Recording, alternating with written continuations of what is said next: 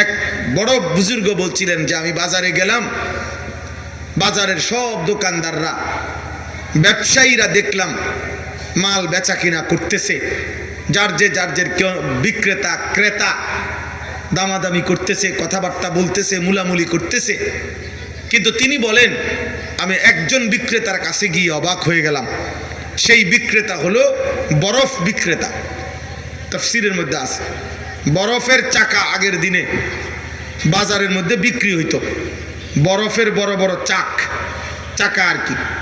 তো এই বরফ বিক্রেতা তিনি বলেন আমি বরফ বিক্রেতার সামনে গিয়ে দেখি এই পুরা বাজারের মধ্যে যত বিক্রেতা আছে ব্যবসায়ী, তার মধ্যে বরফ বিক্রেতা শুধু চিল্লাইতে আছে, শুধু কাস্টমার ডাকতেছে, চিল্লাইতেছে, একটা মিনিট তার দুম ফালাইতেছে না, আর শুধু চিল্লাইয়া বলতেছে হে মানুষরা, তোমরা ওই ব্যক্তির উপরে রহম করো যার পুঁজি প্রতি সেকেন্ডেই গলে গলে যাইতেছে, জলদি করো জলদি করো, তোমরা যারা যারা নেওয়ার দ্রুত নাও, নয়তো আমার পুঁজি গলে যাচ্ছে।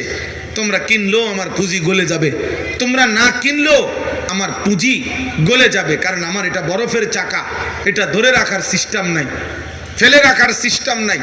কাজে যাদের দরকার জলদি জলদি নিয়ে যাও, আমার পুঁজি গলে যাচ্ছে। তো তিনি বলেন ওই বুজুর্গ চোখের পানি ফেলে দিছে আর বলছে হায়, এই বরফ বিক্রেতার বরফের চাকা দেখে আমি বুঝলাম আমার হায়াতটাও তো ঠিক এরকম, আমি কাজে লাগাইলেও আমার হায়াতের মিনিট চলে যাচ্ছে, কাজে না লাগাইলেও তো আমার হায়াত চলে যাচ্ছে। আমিও তো এমন এক ব্যক্তি যে যার পুঁজি আমার হায়াত, আমি কাজে লাগাইলেও শেষ হবে, কাজে না লাগাইলেও শেষ হবে।